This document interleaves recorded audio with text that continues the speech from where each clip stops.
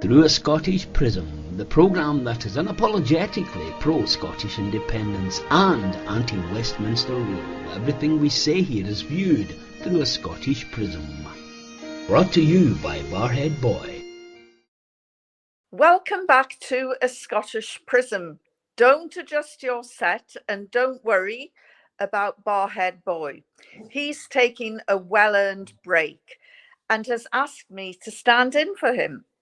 Today I'm interviewing Robina Qureshi, the Director of Positive Action in Housing. It's a refugee homelessness charity which pioneered Room for Refugees, the oldest and longest established refugee hosting programme in Britain. The second half of the show will be discussing Palestine and the issue of Al Jazeera journalist Shireen Abu Akleh, who was assassinated just a few days ago. Robina, I know you won't sugarcoat the pill, so please tell me the reality of Scotland's welcome to asylum seekers and refugees. What aspect do you want to know about, Yvonne? Well, I've been on these marches and I've gone home feeling quite chuffed in the knowledge that I've been marching around the streets saying we welcome refugees. But it's not exactly true, is it? Well, you can tell how well a society welcomes any members of its communities by how well it plans for it. And I think there is no doubt that not only is the refugee crisis here with us, whether it's Scotland or the rest of the UK or Europe, but it's actually something that that is going to grow in the future. And so far, what we have seen is, of course, there is what you would do in a protest, which is to say that we welcome refugees. But there's more to a society that's saying that it welcomes refugees than just the chant itself. And what we haven't seen is a proper planning, for the needs of everyone in our community, including people from Black and minority ethnic communities and from refugee backgrounds. At a time when people are thinking about the cost of living crisis, when they're thinking about whether they'll be able to live, on pensions, we have to remember that many refugees who have come here in their 30s, 40s, and are still living on, quite impoverished right into their 60s and 70s will never be able to even imagine having anything additional to their pensions, for example. In terms of the housing needs of people from refugee and Black minority ethnic communities, there is almost no planning in terms of recruitment, the employment of people so that they can enter the workforce. I don't see that happening in any significant numbers. And certainly when you look at our field of work, housing, or even in education, or even in the NHS, you will find very few people from ethnic minority working at senior levels. In fact, the boards of almost all of Scotland's institutions are predominantly and primarily white. They're not diverse, and those who are either chief executives, of housing associations are all white. And the question really is what planning is there? If you don't reflect, if your board, if your senior management doesn't reflect, and I know this is boring and not as interesting as going in a march and feeling worked up about, protest and the issues of the day. However, if our society is saying these words on the one hand, and the other hand is not even bothered to think about actually, what does that mean in practice? Where are our resources going to? Are they addressing the needs of everyone in the community? Are there people on our boards and our committees and in our senior management in organisations and housing associations to plan for the needs of everyone? And if you don't, anything that considers the needs of people from Black and minority ethnic communities or refugees in terms of housing, education, employment, whatever, will always be something that's added on, or maybe a flavour of the month, but not necessarily integral to the planning of needs as it should be. And that's what we're seeing just now. Mm-hmm. Well, I know you've been quite scathing of the Westminster government and Michael Gove and his scheme, Homes for Ukraine programme. But well, quite rightly, yeah. I mean, we'll come back to that in a minute, but I thought that the Scottish government was doing a good job, because among the people marching in George Square and all the other places have been government ministers, you know, like Humza Yousaf.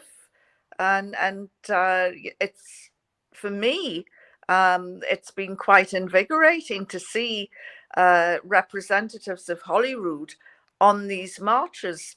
But what is the Scottish government doing? I mean, has it got any cohesive planning for refugees? You would have to ask the Scottish Government, but in terms of long-term plans, in terms of, let's say, a house building programme, we don't see it. That's devolved to Scotland. In terms of making sure that the housing needs of all our communities are being addressed, and particularly the specialist needs as well. For example, people of colour, including refugees, people from ethnic minority backgrounds who apparently are meant to be part of Scotland. Where is the specific costed strategy to address those needs? Some of the research is so dated you can't even use it anymore into the needs of ethnic minority communities, housing needs, for example. So none of that's there when you don't see a costed specific strategy that says, okay, there are resources in this country, we all pay taxes, where are those taxes going, and are they going to be addressing the specific housing needs and employment needs of this community? And it's not happening. I don't see it happening. In fact, there is a positive action training programme for housing workers to get Black workers into housing. And the Scottish Government has effectively stopped funding that as well at a time when it's most needed. We don't have people in senior management. There are more ethnic minorities in employment, but you don't see them making it through to senior positions right across the board within the housing fields. We have people within the NHS working on the front line, but not in senior positions. Now, if anyone wants to welcome refugees, then there is no welcome written in policy documents. There is no welcome written in long-term resource and planning ahead. There is lots of emergency planning. There is no doubt about it, and I commend that. However, seeing what's happening ahead, we don't see it. And it's no good anymore turning around and saying, well, because of Westminster's terrible policies here, we can't do this. Because of Westminster's terrible policies towards asylum seekers and their hostile environment, we can't do this. This is a stock trade, cut and pasted response that we get anytime. For example, the Homes for Ukraine contacted the minister responsible, I think it's Neil Findlay, MSP, never met the person at all. However, did write a letter just out of courtesy to say, when it comes to refugee hosting, we know a thing or two, and we've known a thing or two for 20 years. Please engage with us, because we have several thousand hosts, but not just that, we actually have Ukrainian families in Ukraine and on the borders who, well, over 1,000 now, over about 1,100 families, in fact, and individuals and unaccompanied minors who want to come here. And it would be a good idea for us to work together, and we get another cut and pasted response. And you know what? I'm too old now and too long in this job to sit here quietly and pretend that that never got said, or that we just get cut and pasted responses. Scotland is also the country, and let's just talk about that now when we're talking about refugees welcome, that says it wishes to be part of Europe. Part of Europe's policy is to do boat turnbacks of refugees. Part of Europe's policy, the policy of Europe, is to let refugees, particularly when they are war refugees, not from Ukraine, but from Africa and the Middle East, is to let them drown. Over 4,000 drowned in the last just few years, just off the Spanish coast, because more measures were taken to block safe routes. And when you block safe routes, you create a situation where people will use dangerous routes, like taking dinghies onto the Atlantic Ocean and the rough seas, and you end up with drownings. Only 3 days ago, which you may not have heard, 44 people drowned, including children. And that's the numbers that we're talking about. And you think about it and you think, there are war refugees, and if you are from Ukraine, the government has established a safe route. However we might criticise it, it's a visa route. Ireland will let people in visa-free. But there you have that situation, and they have a safe route. They don't have to take boats to get here. And bearing in mind that only a fraction of the world's refugees actually come here, what are the safe routes for war refugees from the brown-skinned and Muslim ones from Middle East and Africa? There is no safe route. They are reduced to drowning, and they are allowed to drown, and we don't know their names, let alone the exact numbers. And that differential, we see, this is what the difference is here. Sorry for going on about it, but it is, when you work in this field of work, it makes you angry, actually. One, it's good that you can help certain colour of war refugees, but you can't help those others. And I speak as a charity worker. And so Scotland has not addressed the fact you joining Europe means you are part of the let them drown policy of refugees. Where is the welcome in that? Wow, I mean that's something that that I hadn't thought of, but very disappointing that you haven't had a response from the Scottish government, especially with the experience that your organisation has. And I know that you've been deeply concerned about the Homes for Ukraine programme, because it was executed with zero consultation of, well, not only yourselves, but any NGOs. And I think that you said that it was turning into a human traffickers charter, and that there were dangerous breaches of basic safeguarding on an industrial scale. Can you expand on that? Yes, absolutely. I mean, it was Europol. We'd seen the risks from the start, actually, when they announced it, because when you work in this field of work, when you do work in terms of matching hosts and refugees, you're constantly driving to minimise risk.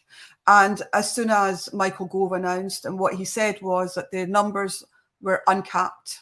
There was no cap on numbers. As many Ukrainians could come in.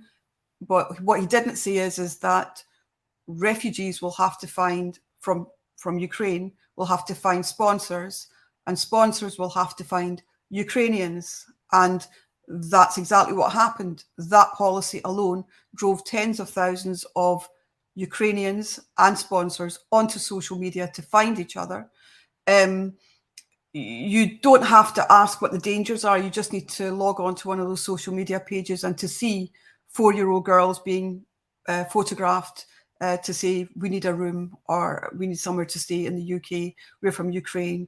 Pictures of pretty, beautiful young girls putting themselves out there, advertising themselves, so that this because is not it predominantly is female, isn't it? Because the men have been told they have to stay at home and fight. Yes, but there's also young people who are under 18 who desperately need to enter, and they're not allowed to come in to the UK via the Homes for Ukraine programme. So, and in fact, Ukrainians love animals. This is something we found out over the last 2 months of doing this work. They love cats and dogs, and we have been helping people. And when there was MPs making complaints to the Home Office saying, we have Ukrainians who want to bring their cats and their dogs. Well, who could say no to that? Their cats, their dogs, there's even a rat, a parrot, 2 snails. We've had people telling us they have to bring people over and their pets as well. And who could say no to that? And then at the same token, you are also working with people who are at risk of being sent to Rwanda. And you're working with people who... These are the brown-skinned people. Yeah, exactly. Those who are from the Middle East and from Africa. You have people who have relatives, family who have drowned on their way trying to reach safety. And you cannot help but think how my family came here, or other people's families came here to this country. We may not have been coming here, or my parents may not have came here as refugees, but they came here nonetheless for whatever reasons they had to come here. In my case, because they have countless numbers of daughters that they need to get married off, or so they thought. And you see, this is the whole situation. As the Home Office can create policies when it wants to for cats and dogs and rats and parrots, and good on them, that's fine to do it. But they completely, in the most obvious racist apartheid way, their policy is to allow refugees to drown if they are from Middle East and Africa. And are you saying that Holyrood is complicit in this? Holyrood is not. Asylum is not reserved to Westminster, obviously. But when you hear the Scottish government and say, quite rightly, we have to be part of Europe, just remember, being part of Europe means you are part of the let them drown policy. That's what the policy of Europe is. It may not be written anywhere that we must let them drown, but they have engaged in illegal boat turnbacks. I think it was something in the region of 400 or 500 over the last financial year. And at the same time, you don't hear the outcry for the thousands that are drowning. Forget Alan Kurdi, in 2015, the Syrian little boy. There were 205 children that drowned. And this I only read in the last couple of days. And the phrase that keeps ringing in my ears is that 95% of the 4,000 or so that drowned over the last, I think it was it 2 years or however long in the Spanish waters and off the coast of Italy, where 95% of those bodies were never recovered from the sea. Never. So what happened to them? Well, fishermen have to report if they have bodies coming into their nets. And with all the paperwork that's needed, what we have seen reports of is that fishermen just toss the limbs back into the ocean. Parts of bodies are obviously going to be devoured by the sea animals, the fish, whatever. Let's not pretend that isn't part of the equation. But when you see the numbers, you're not talking about a man that drowned or a woman that drowned. You're talking about thousands of people, and we accept it. We're complicit in it. And this country has never addressed it. And it's not enough to say for Scotland or the Scottish government to say the Westminster government has done this. We know that the Westminster government is morally bankrupt on so many fronts, not just the refugee issue. The question is you as a country wish to do this on your own, and good on you. So what is the policy going to be under Europe? And what is the policy going to be in terms of future planning for the needs of our people? Not just we welcome refugees. That's not much good when you're a pensioner and you're asking, well, why am I so impoverished? Well, nobody really kind of catered for your needs. And it was the same thing that happened for ethnic minorities, There's nothing wrong with planning for people's needs just because they happen to be a different colour. So if you had a message for the First Minister, what would it be? Well, we don't really interact. Well, certainly not since she became First Minister. What would the message be is that just remember, when you talk about welcoming refugees, it's a very easy slogan to make. In fact, it's almost tiresome now in my eyes.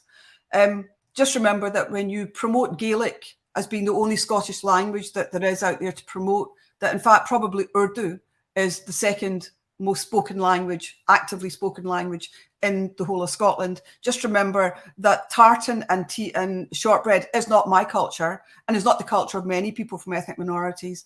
And refugees out there shouldn't have to feel that they suddenly have to adopt this so-called Scottish culture or persona.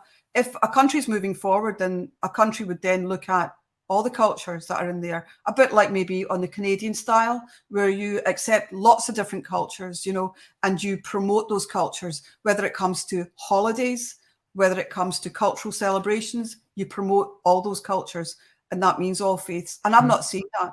In fact, I'm seeing a very small-minded approach, and perhaps the First Minister could reflect on that if she wishes, or whoever becomes First Minister after her. It doesn't look as though she's going to go anytime soon. In fact, in a few days' time, she'll probably become the longest serving First Minister. But you have tried to engage those in power in Holyrood, and it doesn't sound as though you've had any success. Well, our charity, this isn't a complaint and it isn't a demand. I would say, our charity was funded under I'm speaking as a charity worker, and that's the only ground on which I'm talking here, not to make any political points, no matter who I'm talking to. But since the charity was set up in 1995, we were funded under the Scottish office, and that was under Conservative government, at Westminster. And after that, it was Labour, and then it became the SNP within Scotland. And I can tell you, we were funded under every colour of politics, in Scotland. All our funding dwindled away. We didn't get the funding that we needed. Luckily, we have not just a Scottish-wide support base of around 40,000 individuals and organisations, but right across the UK and other parts of Europe and the US, simply because of the work that we do. That has saved us. But if we hadn't, you would have seen us closing down. And I'm not just saying this, but I know that we lead strong campaigns when it comes to anti-racism, when it comes to, refugee campaigns, challenging the nationality and borders bills, going out and taking actions to support refugees that are as well living in these disused former hotels in Scotland, who are suffering really badly and are terrified of going to Rwanda. So it just kind of strikes me as like, you say welcome refugees, and yet you take funding away from one of the key organisations that insists on having an independent voice and speaking independently and not being tied to any colour of government. I think a lot of people will be astonished at that. We insist on being autonomous of whatever colour a government is, whatever politics it is. We insist on that. And we insist on speaking with an autonomous voice that looks at the needs of our, I grew up in this job and previous, NGO work. And we were always taught the same refrain, particularly within the housing context, which is we are trying to meet the needs of those who are we're trying to drive it, those who are in greatest need. Whether it's housing need or whatever. And that's what we've always done. The organisation's always shifted itself to address those in greatest needs. And that's why it's moved towards refugees, not just ethnic minorities who are homeless or whatever. And, that should be respected, And if it means that we continue like this and we continue to be funded by eminent charitable trusts across the UK and internationally, that's what's happening. We're supported by individuals who give us a donation, and all I can say is we'll continue to work from a charitable perspective. We're not interested in politics or from the point of view of being attached to one government or not. It's not going to happen, and certainly while I'm in the job, it's not going to happen. That's for sure. Well, if it is a serious allegation, and if it is true, and I've got no reason to doubt you, Robina, I'm frankly appalled. I know that the SNP does monitor through a Scottish prism, and so they'd be very welcome to respond to that. But it is astonishing, and it will come as a great surprise because individual Scots do really care. Just recently, hundreds of protesters gathered in Nicholson Street in Edinburgh to block a potential Home Office immigration raid, and news of the operation sort of went right round the social media. Yeah. And when Priti Patel's immigration vans were spotted in the area at around, I think it was 7 o'clock at night, there was a call put out for people to attend peacefully, and police were eventually called, and the protesters were chanting "No to deportation," and within an hour they were successful, and nobody who had been detained was taken away in this van. Well, Yvonne, I really hope that these acts of civil disobedience continue in Scotland, but there again is an aspect of government ministers will say refugees welcome. So what are you doing about Scottish police that are taking part in protecting these vans of the so-called daughter of immigrants, Priti Patel?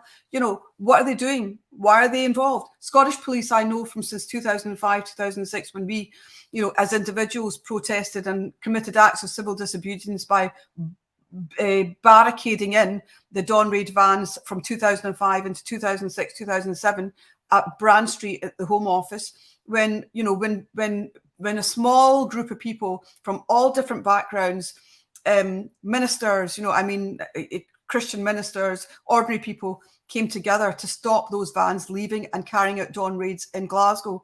That act, even then, the senior police in Scotland said, we don't want to be part of this, where you've got members of the community who are stopping vans being raided and are seeing Scottish police as part of this overall hostile act. And I think there's a question to be asked, why is that being allowed to happen? And we're sick and tired of being told, yes, well, Westminster insists on this and Westminster insists on that. Well, show a bit of your independence of thought, show a bit of that by making sure that this is not allowed to happen on Scottish soil. But when it comes past the slogan, you go past the slogan, you don't actually see it in the actual policy, not in sound policy, which is planning for the future. Emergency thinking is one thing.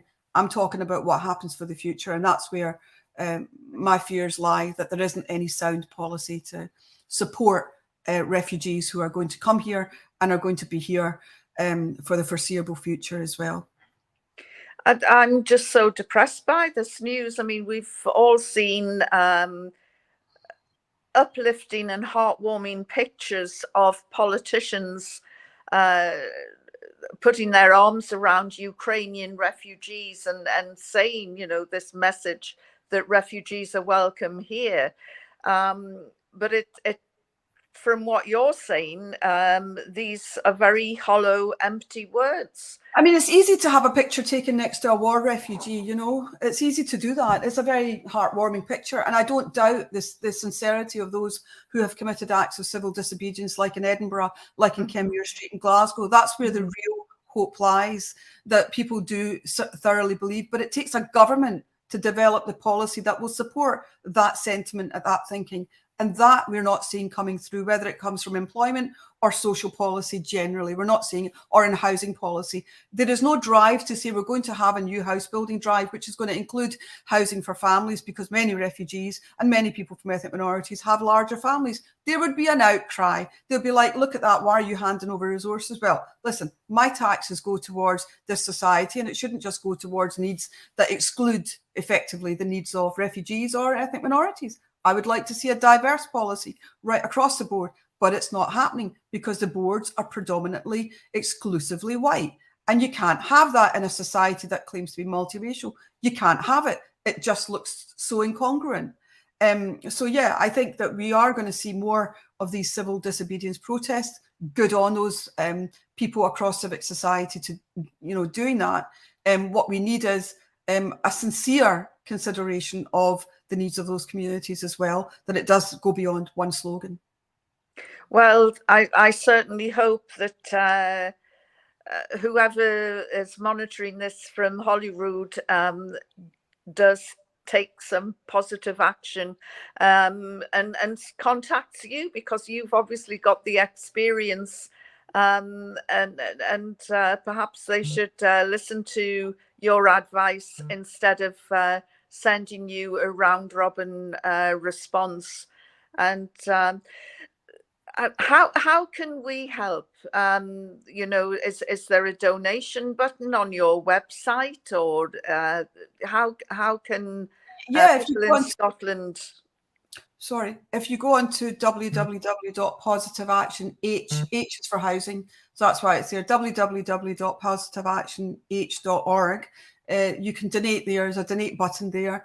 And, you know, the funds that we're raising just now particularly are going directly towards helping people. In the last financial year, we have spent over 100,000 just in direct crisis grants directly to individuals in need, identifying those who are either languishing in hotels, who have no money. They're getting something like £8 a week or nothing a week. People who are at the brink, and supporting them. And we're still trying to devise a strategy towards how we deal with a situation where people are at risk of being sent to Rwanda as well, because of this evil Nationality and Borders Bill. And that's what it is. It is evil because of the misery and suffering that it's going to cause for human beings. Well, Robina Qureshi, thank you very much for giving us time, and hopefully people will act on it and think more carefully about what it means to welcome refugees in Scotland. So thank you very much, Robina. Thank you, Yvonne. You take care. Thank you. Thank you. So that was quite a salutary interview with Robina Qureshi. And my next interview with two guests is equally serious. In the last few days, people around the world, including Scotland, have been gathering to protest and demand justice for Shireen, in reference to the Al Jazeera journalist Shireen Abu Akleh, who was assassinated as she tried to report on Israel's occupation forces storming the West Bank city of Jenin. Could her death be a George Floyd moment, in as much as it has shone an unfavourable spotlight on the shocking tactics used by the Israeli military? Today's guests to discuss this and the Scottish Government's reaction to Israel's brutality and daily breaches of human rights is Mick Napier, a co-founder of the Scottish Palestine Solidarity Campaign, and Egyptian journalist Abdurahman, who is living as a refugee in Edinburgh. And I want to start with you first, Abdurahman, because I know that you must have got a sense of deja vu when you watched the footage of Shireen being shot. Actually, I never forget the same scene, the same footage that I have seen while I was in high school, murdering, assassinating, killing the child Muhammad Durra, I think about 22 years ago. At this time, I was just in the first year of the high school. I was about, I think, I say about 14, 15 years old. I never forget this. It's exactly the same crime, the same killers, the same screaming of the people, of the innocent people, try to save life of human that being shooted and targeted from the same murderers, the Israeli occupation, the killers that they never been or been accountable for their crimes over more than 70 years. Well, Jamal Yeah. al-Durra didn't get any justice. In fact, I don't think anyone was arrested for killing his son Mohammed 22 years ago, as you say. But Mick Napier, do you think that we might get justice for Shireen? That is what the demonstrations have been calling for. Do you think that this is one of those, as I called it, George Floyd moments? It well could be. I mean, this is not a killing of 2,000 people. It's a killing of one high-profile individual. But justice, what we mean is who will deliver justice. There's no agency that I can think of. If there were enough international pressure, possibly the International Criminal Court. But you know, most of the people who appear before the International Criminal Court are black, they're African, they're war criminals. But the bigger war criminals from Europe never darken the doors of the ICC. It's very, very skewed. It's very, it doesn't deliver justice in any general sense. Well, that could change because they're already looking at war crimes committed by or allegations of war crimes committed by Russian soldiers in Ukraine. And, you know, I hate to say Ukrainians, you know, white people, blonde hair, blue-eyed, they seem to be getting justice delivered quite fast, or certainly the wheels of justice are moving quickly for them. But is it possible, because of the international outrage over the killing of Shireen, that the wheels of justice, you know, we could finally get an Israeli soldier in the dock for killing an innocent? Occasionally, when somebody's caught and the evidence is undeniable, and there's a strong family, for example, in Britain who are pushing and pushing, sometimes a killer goes to jail for a short period of time. But it's most unusual. The Israeli playbook is to kill Palestinians if they feel it's convenient, to then say the Palestinians did it, then to say, well, we don't know, it was the fog of war, and then to say, okay, we'll try one person and he'll get 3 years in prison. Look, one guy who was sent to prison for murdering a large group of Palestinian laborers fathered 3 children while he was in prison and was involved in 2 road accidents, a Jewish supremacist.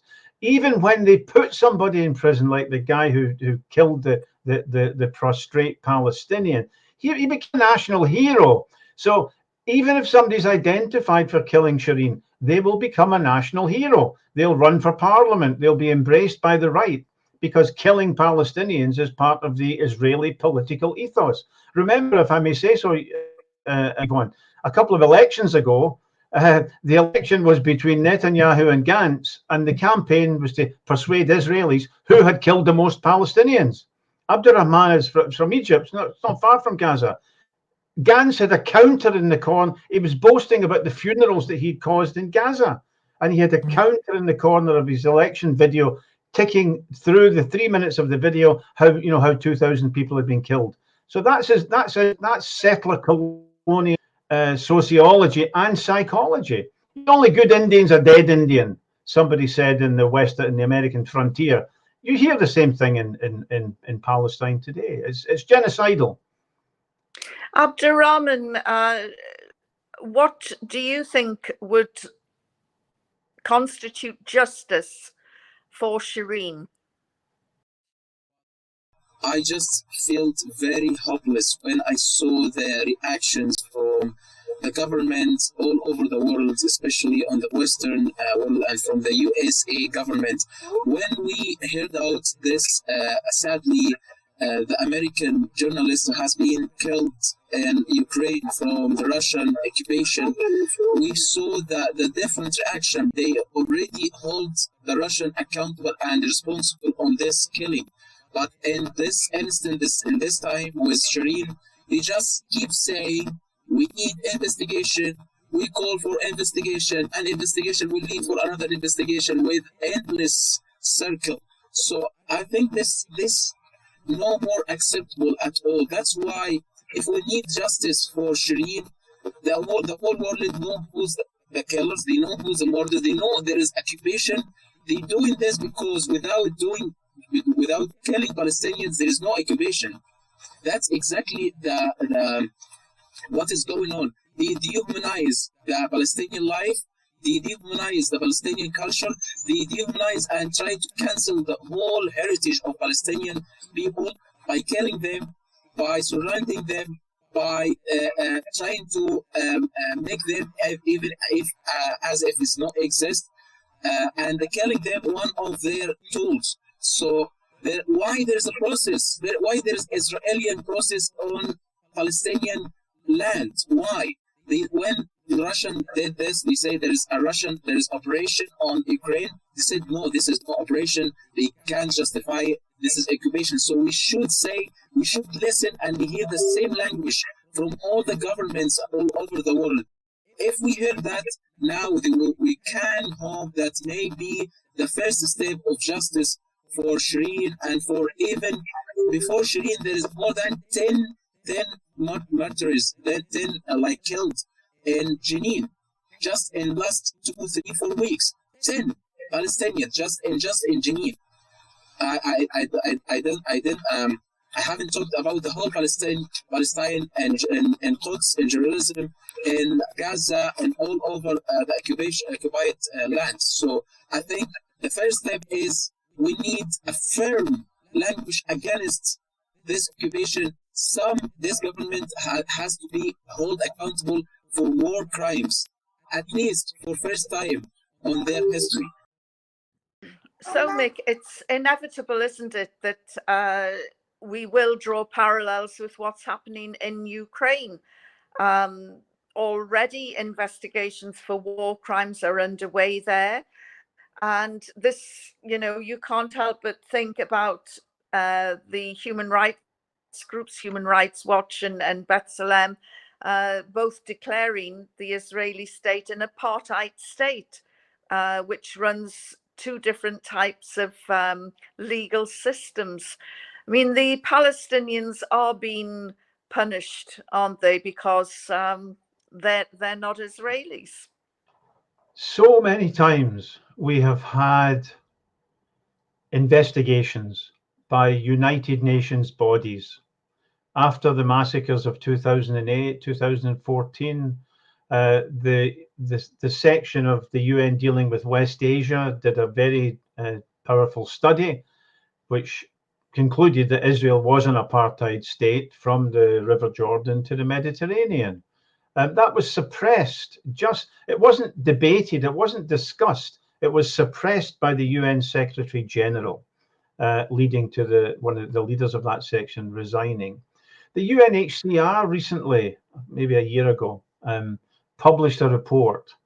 And what they said is really, really amazing. They said Israel is killing journalists, medical workers, and children, knowing that they are medical workers, journalists, and children. It's not an accident, it's deliberate.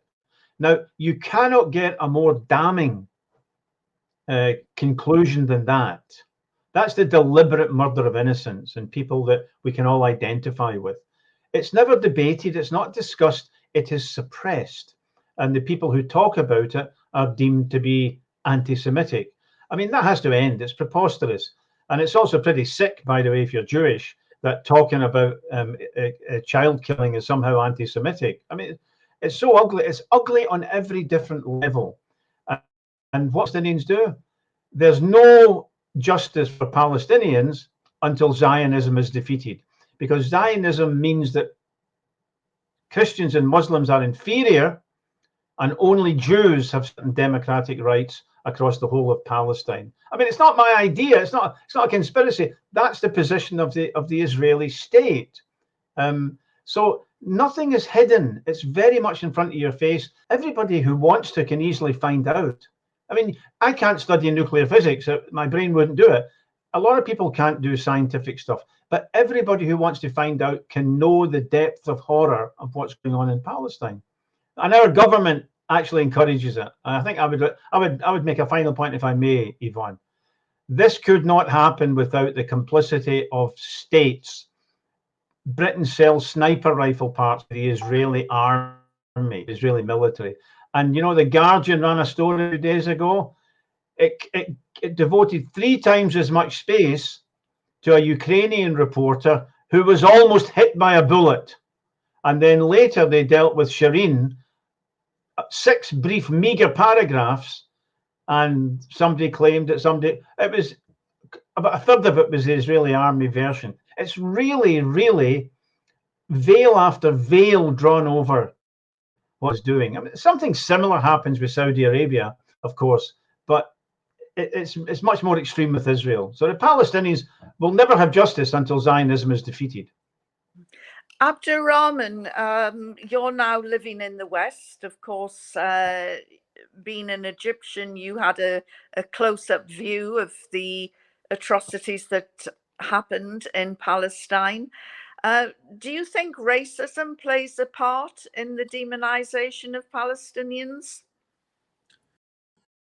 When you put millions of people in the biggest or the largest prison in the world, like what's happening in Gaza, what do you think we can call this?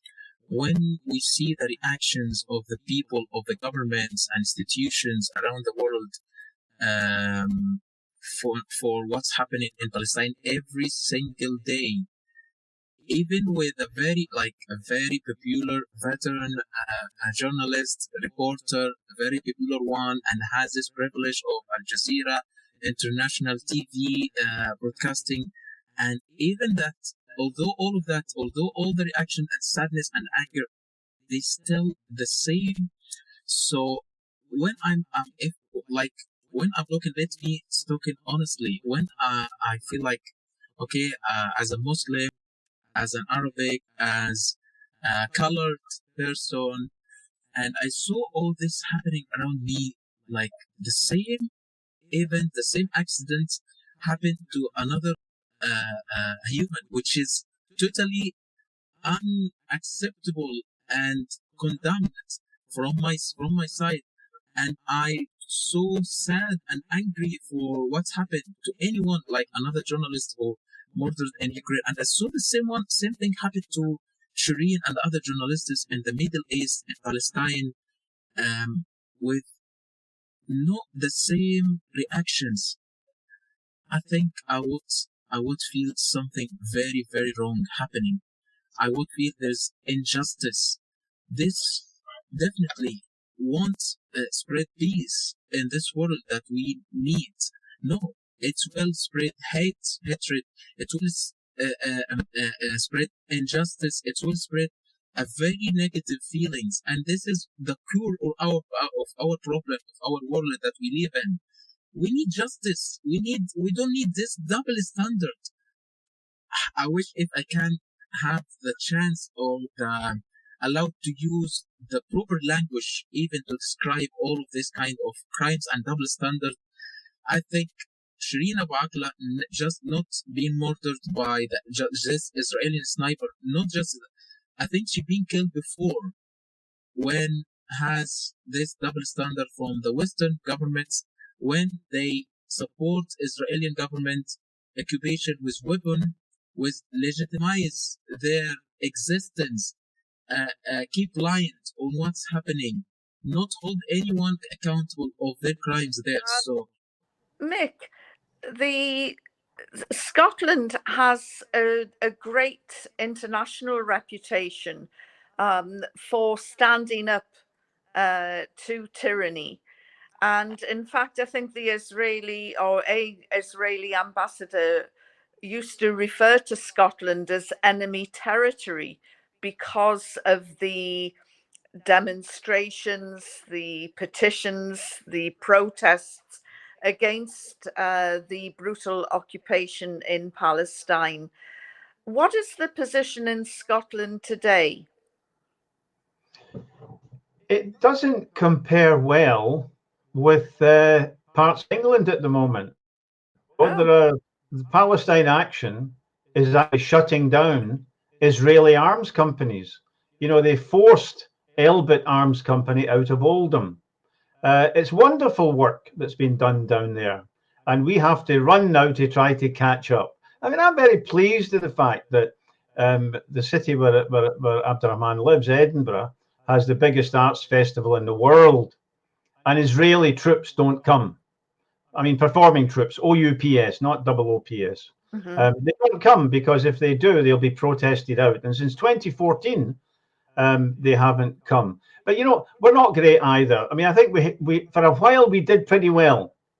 In fact, the Scottish government did pretty well for a while. Alex Salmond appeared on primetime TV, Yvonne, and without mentioning boycott, he said, you know, we need to boycott Israel. It was when they had murdered a resistance member in Dubai, and the British government expelled a couple of diplomats. And Alex Salmond on Question Time said, that's not enough. It's not enough to expel a few diplomats. There have to be economic consequences. So the BDS genie was out the bottle at the level of government, but they abandoned that, actually. I mean, in 2014, I received a message emceeing a demonstration in Edinburgh from Humza Yousaf, the Minister of Affairs, talking about the depth of depravity, or the depth of, what was the word, savagery, something like that, of what Israel was doing to the Palestinians, and calling on the British government to enforce an arms embargo against Israel. Now, politics is mostly about symbolism, and that was good. But we haven't heard too much about it since then. It's kind of gone down the memory hole. So when the Scottish government has been good, they've been pretty good, actually. But I think it's going into reverse at the moment. I mean, Humza Yousaf spoke at a Zionist meeting in Glasgow, and he said, he vowed to oppose BDS on behalf of the Scottish government. He insisted that Israel was not an apartheid state. Well, he's in big trouble now because Amnesty is now coming out. And he also said Scottish government policy in the Middle East was virtually identical to that of London. That's not good. That's not. So it's been very good, but I think we may be going backwards at the government level. We have to defend the successes of past BDS victories. We have to defend them going forward. Yeah. Right. Talking about the Edinburgh Festival, obviously it's world famous. But haven't there been Israeli performers, or do you distinguish between Israeli performers and Jewish performers? Of course we do. Jewish performers or Muslim or Christian performers are perfectly welcome. The BDS movement targets any performers who enjoy Israeli state endorsement or sponsorship or publicity or promotion, or who've been hanging around embassy dues around the world and so on, clearly linked to the Israeli state. Our beef is not with a population. It's with the state. So yeah, what we 4 Israeli groups came here in 2014. 2 of them were unencumbered by relations with the Israeli state. They were completely independent. They had a good time, not our business. 2 that were two that were connected by funding to the Israeli state and promotion and so on. They were driven out, and they've never come back. So that's a little bit different from South Africa boycott, and it's much more precise and much more targeted, Yvonne. I hope that helps.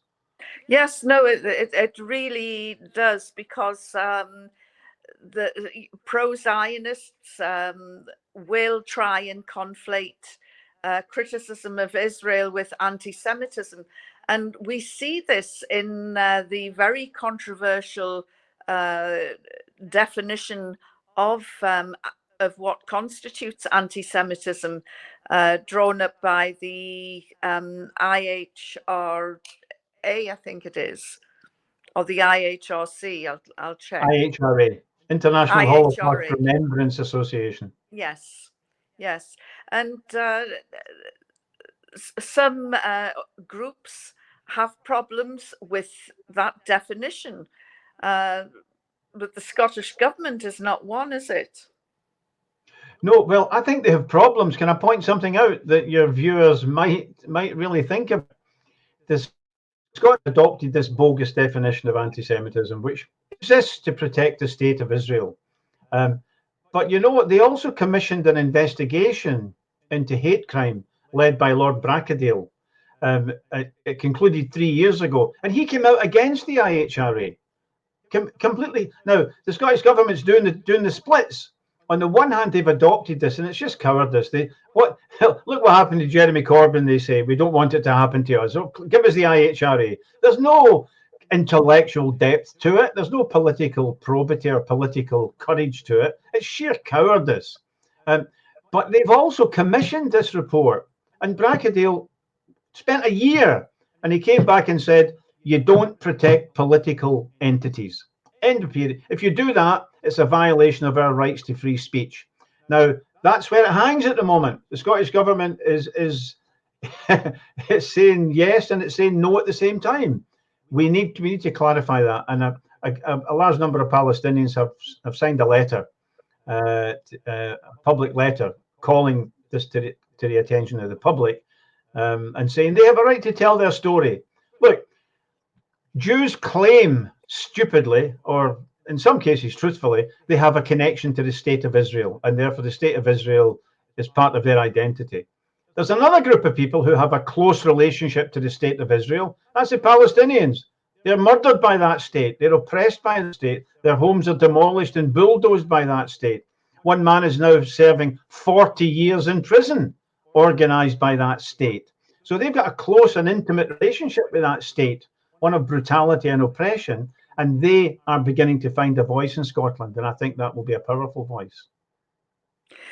What about you, Abdurahman? Are you rather disappointed with the Scottish government's position at the moment on the definition of anti-Semitism?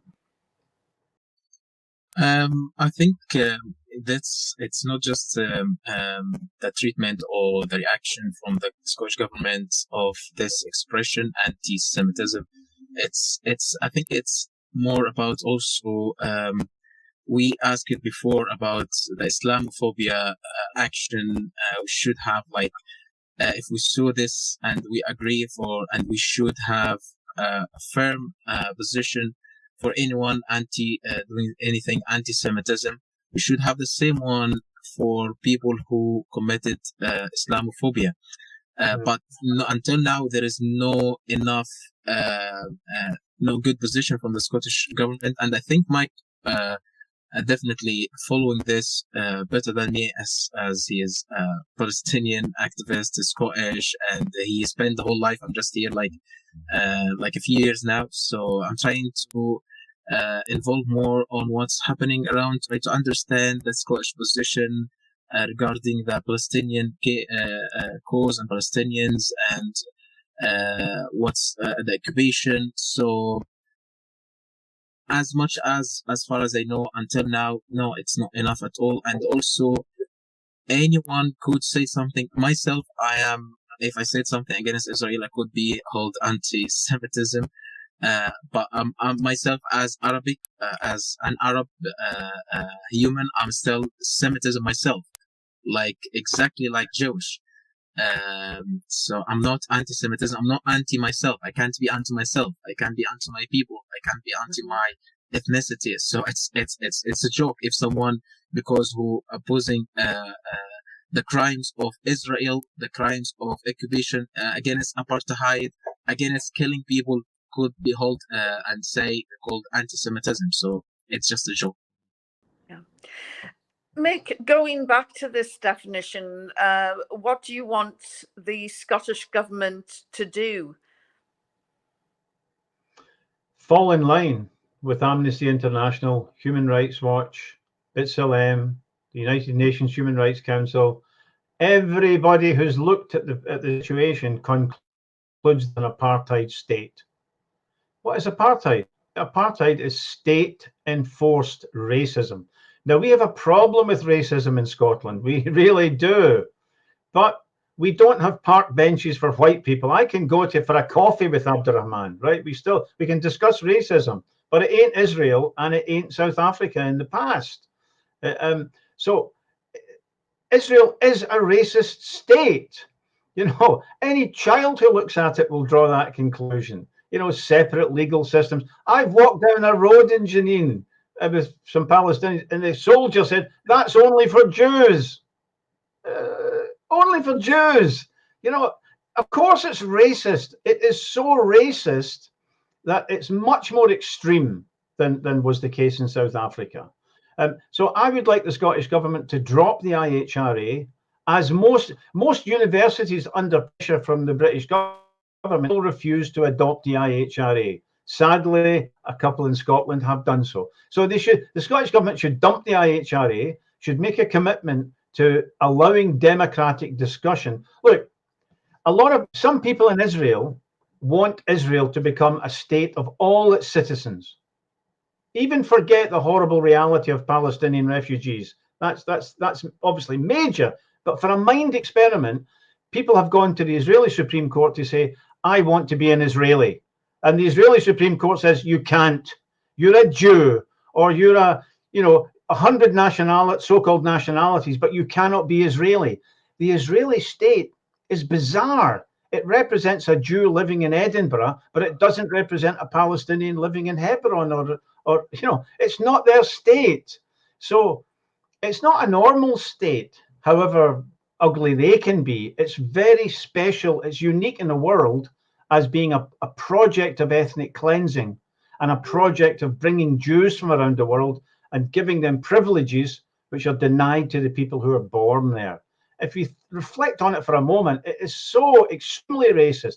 But the IHRA definition makes it, if I say Israel's a racist endeavor, I'm violating the IHRA definition. So I say to hell with the IHRA definition. I'm a Democrat, and a very considered Democrat. Now, a previous guest, Robina Qureshi, from who represents refugees in Scotland, was talking about racism, which she thinks is runs throughout Scotland, and she quite rightly says you just have to look at boards and executives and people in high positions, and all you see is a sea of white faces. This, is something that maybe the Scottish government should seriously start to focus on, because I do know that the First Minister was very proud at the diversity of her cabinet just a few years ago. But the reality is, when it comes to diversity in Scotland, the people who are at the top, the people who are running the country, the people in the establishment are all white. Who's that? Is that addressed to Abdurahman? That was addressed to you. Yeah, look, we come from a history of white supremacy. Abdurahman doesn't know this, but when I was a child in Glasgow, you could get a boat to Australia. You were poor. In fact, especially if you were poor, you could get a boat to Australia for £10, I think it was, right? As long as you were white. If you were black, get lost. Don't even think about it. Australia had a white-only policy, and Britain was locked into it. So this horrible history of white supremacy hangs over us like a nightmare, and we can feel it and touch it today, right? The attitude of the police towards black people, right across the UK. Scotland is no exception. But black people being killed by the police in disproportionate numbers. So yes, racism is a terrible problem. It's not an individual psychology; it's a structural issue. It's something we have to deal with as a collective. And yeah, of course, there has to be equal representation in plum jobs. But let's, I think the fight against racism has to engage us all, and the injustice of racism that is visited upon brown and black people, all of us have to take very seriously. Because if we don't, the same people who are causing these racist atrocities in Britain, in Fife, the killing of Sheikh Ubayu and so on, they're not benign about us, My God, we had 150,000 dead people because of COVID, which was largely avoidable. This government just opened hospitals and sent them all into care centres, for the elderly. It was culling the old. So this is not a benign government for white people. It's using racism to divide us against each other. Well, when you hear that, how do you feel, Abdurahman, about your own position and about others, other refugees who've sought, who've looked upon Scotland as a beacon for human rights? Yeah. I think if we talk about racism, has to say that racism it's everywhere. No place, no country in the world, in the Western countries, in the Middle East, in States, in South Africa, and everywhere it's the racism, but it just has this kind of levels. So if we talk about the apartheid occupation, if we can't, the racism can't describe. It has to be another definition to qualify the extremism there of racism and other kind of unlawful treatments.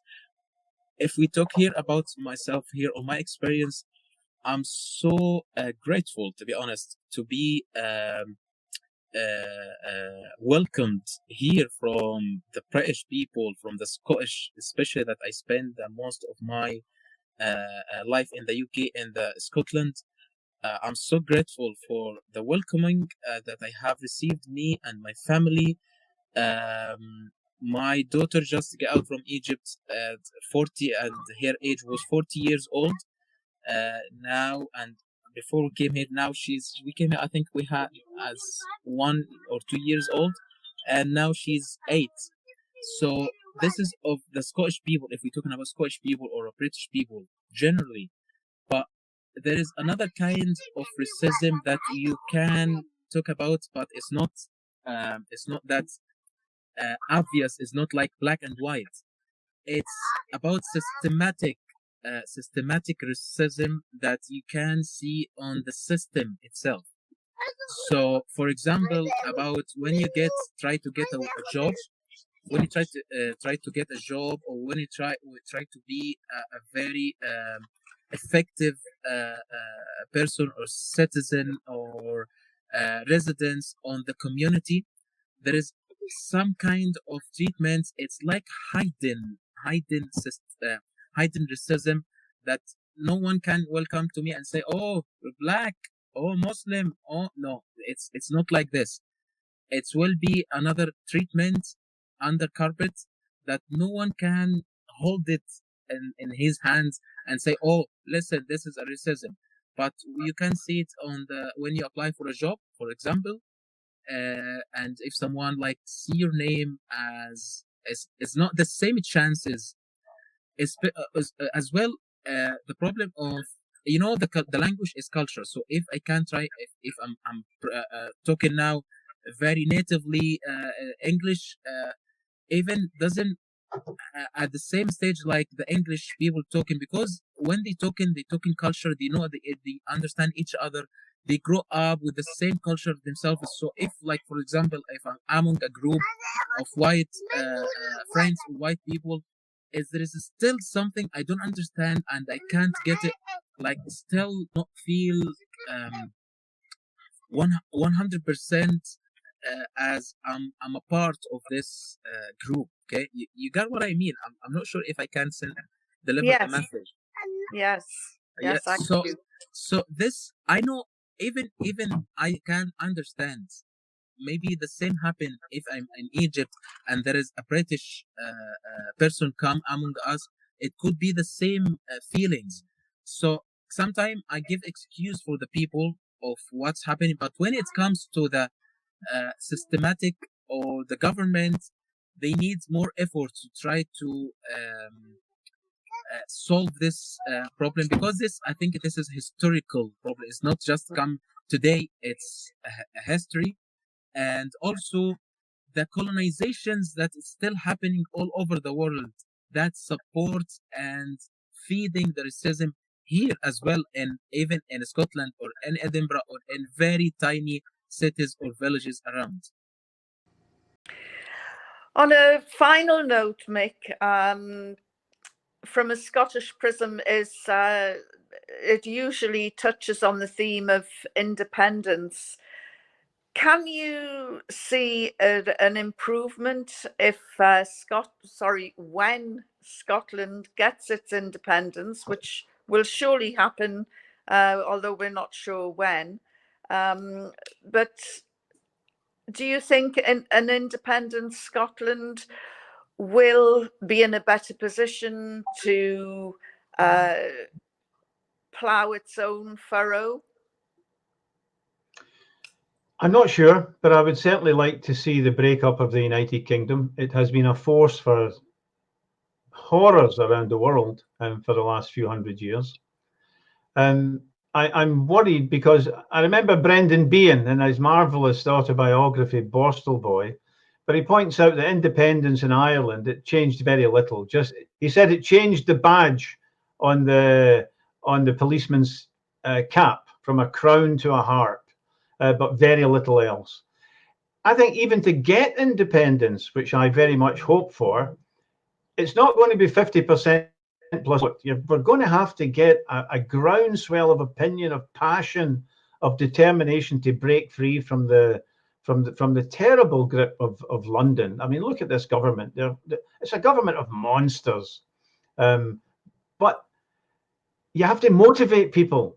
And people, to be motivated, people don't want to just change the badge on the policeman's hat. They want a better life. They want justice. They want racism to be dealt with. They don't want nuclear weapons, and they certainly, many of them don't want to be a member of an aggressive alliance, such as NATO. So how to get the passion for independence? It's not going to come by going to a ballot box and just getting 50%. It's going to have to be a movement that transforms people's awareness and gives them an appetite for change, such that they're prepared to get off the sofa and become politically active. To recover the mood of the referendum, it has to be even better next time. And if independence becomes something insipid, something purely constitutional and nothing else, I think it'll never happen, actually. Well, I wanted to end on a high note, and unfortunately, you've denied me that chance. No, I know. Let me be optimistic. I think we are headed into a situation where the old certainties are gone. The government is eating away certainties, right? They would shut down a social work department to save $500,000, and now we get the Chancellor throwing 400 billion at propping up the economy. No, I think COVID and many the events and the current war is going to force a lot of people to do serious thinking. People often in the beginning of a war are a bit jingo, gung-ho, it breaks the monotony. But this war is going to cost. My next door neighbour can't afford to pay for the oil to heat her home. And a lot of people are going to pay a very high price for this war by proxy against Russia. especially the Ukrainians are going to pay a high price, but so will people in Scotland. So I think we're going to be nudged out of the old certainties and into that political debate, that political ferment. I think independence is very, very possible. I just don't think it's inevitable. That's all.